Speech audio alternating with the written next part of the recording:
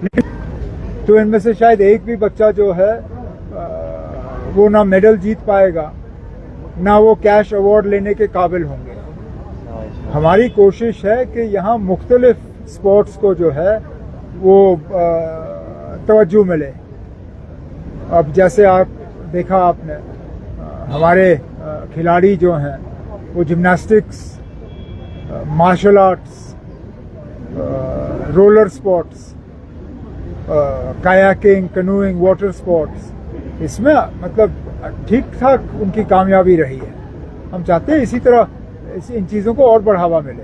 हाँ, अगर यहाँ 2 बड़े क्रिकेट के स्टेडियम बने तो बहुत अच्छी बात है, इंटरनेशनल क्वालिटी के मैचेस खेले जाएंगे, लेकिन हमारी तवज्जो सिर्फ क्रिकेट की तरफ नहीं है, मुख्तलिफ और खेलों की तरफ है।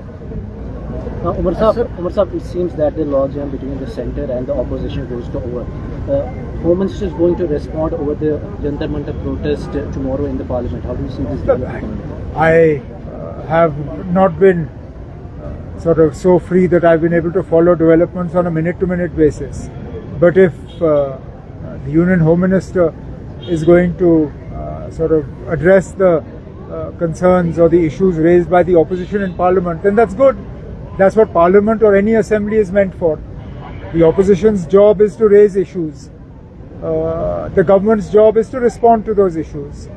अब अगर जो जंतर मंतर में हुआ या जो उस प्रोटेस्ट से डील करते वक्त हुआ, अगर उस हवाले से ऑनरेबल होम मिनिस्टर साहब हाउस में जवाब दे रहे हैं और उस वजह से पार्लियामेंट का काम दोबारा शुरू होगा तो अच्छी बात है। लोग चाहते हैं कि पार्लियामेंट चले।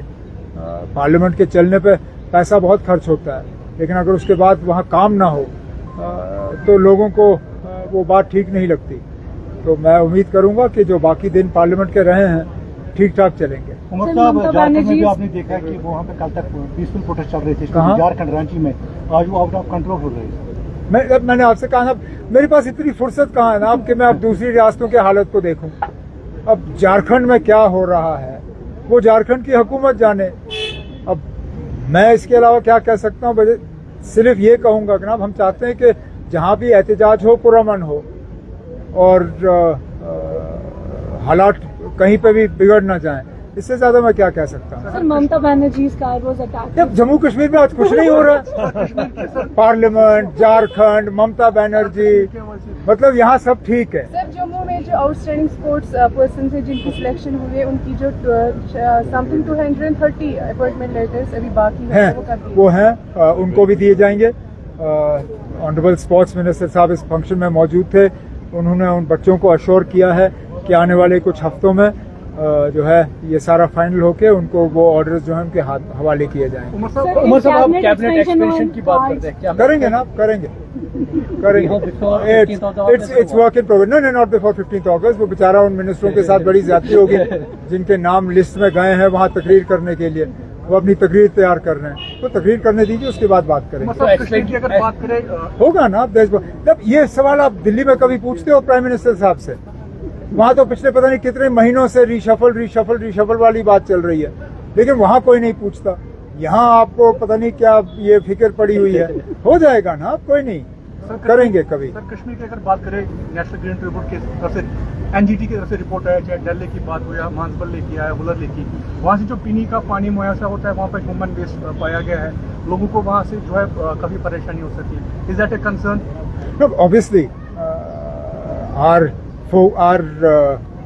our effort is to provide potable drinking water, clean drinking water. We don't want people to drink raw water from the Dal, nor will any government supply scheme want to provide this water. Whatever water we will give will be treated under the Jal Jeevan mission.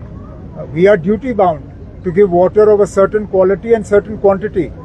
Otherwise, we will face serious audit objections.